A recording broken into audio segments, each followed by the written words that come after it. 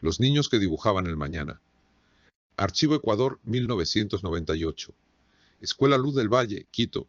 Amables oyentes, prepárense para conocer el caso más conmovedor y a la vez más perturbador de nuestros archivos.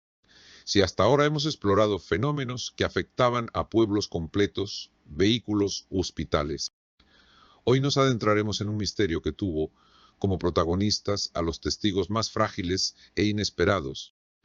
25 niños de kindergarten cuya mente colectiva pareció convertirse, durante algunas semanas, en una ventana hacia el futuro. Nuestra historia comienza en Quito, Ecuador, en los fríos y despejados días de mayo de 1998. En el barrio popular de la Ferroviaria existía una modesta escuela primaria llamada Luz del Valle.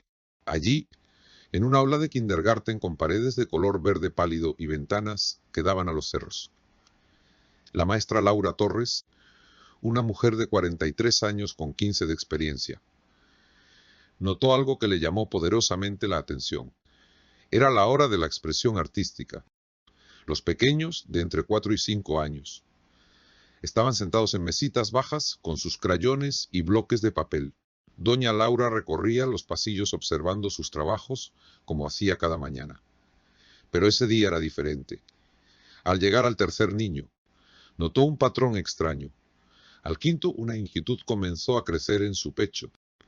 Cuando completó la ronda por los 25 estudiantes, el frío que sintió no era el del aire andino. Todos, sin excepción, estaban dibujando la misma figura. No eran los soles radiantes, las casas con chimeneas humeantes o las figuras de crear.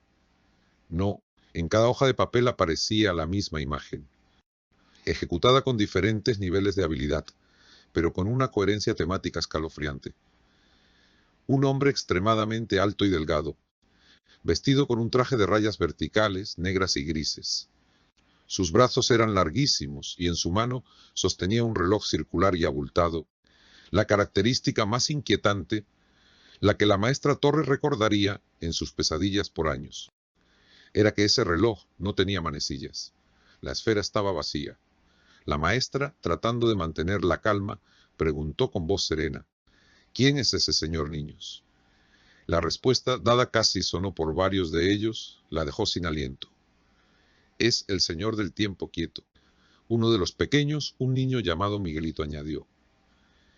Viene a vernos en la noche, cuando estamos durmiendo. Nos muestra cosas. Cosas que van a pasar. Doña Laura, confundida entre la preocupación y la incredulidad, atribuyó el episodio a un programa de televisión o alguna leyenda local que los niños habían compartido. Archivó el incidente como una curiosidad infantil. Pero al día siguiente, los dibujos volvieron a aparecer. Y al siguiente. Durante toda la semana, el señor del tiempo quieto fue el tema exclusivo de sus clases de arte. La situación dio un vuelco definitivo hacia lo inexplicable cuando comenzaron las predicciones. Fue un martes por la mañana. La maestra Torres se disponía a salir al recreo, cuando Carlos, uno de sus alumnos, tiró suavemente de su falda. «Profe», dijo con voz calmada, «hoy no juegues en la parte de atrás del patio. Donde está la reja azul. Se va a romper y va a salir agua negra». Doña Laura sonrió, le acarició la cabeza y salió. Una hora después, durante el recreo, una tubería subterránea de desaguí, justo detrás de la reja azul del patio trasero, se reventó sin explicación, inundando el área con aguas residuales. Fue la primera coincidencia. Al día siguiente se acercaron al escritorio de la maestra. «Hoy va a venir un señor con lentes grandes y un maletín marrón», anunció Anita, la más parlanchina, «y va a estar enojado porque perdió su pluma favorita». Esa misma tarde, tal como lo habían descrito, llegó un inspector del Ministerio de Educación, de lentes gruesos y maletín marrón, visiblemente molesto porque había extraviado su pluma estilográfica durante el viaje. El tercer evento fue el más personal y el que convenció a la maestra de que algo extraordinario estaba sucediendo. La directora de la escuela, la señora Rosario, era una mujer vigorosa y saludable. Esa mañana, al pasar por su oficina, la maestra Torres escuchó a un grupo de niños diciéndole: «Se va a poner mala, señora». Le va a doler aquí, señalando su propio pecho, y va a toser mucho. La directora lo riñó amablemente por decir esas cosas. Sin embargo, a la hora del almuerzo, fue llevada de urgencia al hospital, con un severo ataque de broncoespasmo que los médicos atribuyeron a una alergia repentina. Fue entonces cuando la maestra Laura Torres decidió llamar a las autoridades. No a la policía, sino a la Junta de Bienestar Estudiantil. Un psicólogo escolar, el doctor Fernando Mora, acudió a la escuela. Tras entrevistar a los niños por separado, su escepticismo inicial se transformó en una profunda perplejidad. Los relatos eran consistentes en los detalles esenciales, a pesar de las diferencias en el vocabulario. Todos describían sueños vívidos en los que el señor del tiempo quieto los guiaba por un jardín de colores que cantaban y les mostraba fragmentos del mañana. El doctor Mora, intrigado y algo alarmado, tenía un amigo de la universidad, que ahora trabajaba para la Fuerza Aérea Ecuatoriana. Le comentó el caso, pensando en algún tipo de experimento de psicología colectiva. No sabía que estaba abriendo la puerta a una investigación que sería sellada con el más alto nivel de secreto, el punto de inflexión, el evento que catapultó el caso Luz del Valle. De la curiosidad psicológica al fenómeno de Estado. Ocurrió el 17 de junio de 1998. Esa mañana, la maestra Torres encontró su aula sumida en un silencio sepulcral.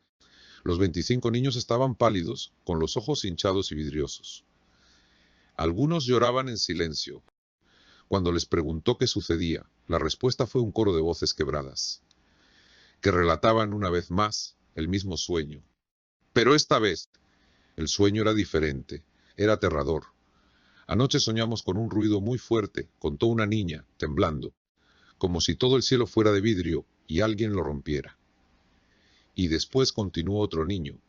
La gente estaba durmiendo en la calle, mucha gente, y había polvo por todos lados. Los pequeños describían escenas de caos y destrucción, edificios dañados, gente aturdida durmiendo a la intemperie, el sonido de sirenas. El señor del tiempo quieto. Dijeron les había mostrado eso, pero no les dijo dónde ni cuándo, solo que era muy pronto. Esa misma tarde a las 15 horas 29 minutos, hora local. Un devastador terremoto de 6.9 grados en la escala de Richter sacudió la provincia de Napo, en la Amazonía ecuatoriana, a más de 150 kilómetros de Quito. El sismo, aunque se sintió levemente en la capital, causó graves daños en varias comunidades amazónicas. Cuando las imágenes comenzaron a llegar por la televisión nacional esa noche, la maestra Torres y el doctor Mora se miraron con horror. Allí estaban, en blanco y negro, las escenas que los niños habían descrito horas antes.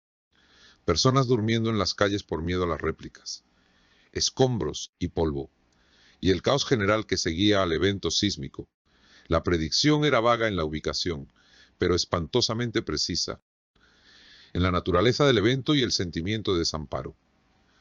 La Fuerza Aérea Ecuatoriana intervino en menos de 48 horas.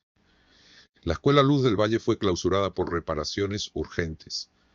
Los niños y sus familias fueron citados de manera individual en una clínica privada, que en realidad era un frente para una investigación militar. Los documentos, desclasificados parcialmente en 2020 tras una larga batalla legal, pintan un cuadro asombroso. Los niños fueron sometidos a entrevistas exhaustivas. Los informes describen que, bajo estados de relajación guiada, los pequeños no solo repetían las mismas historias, sino que sus ondas cerebrales, monitoreadas por encefalogramas, mostraban patrones de sincronización anómala, que era como si al hablar del Señor del Tiempo quieto, sus cerebros entraran en la misma frecuencia.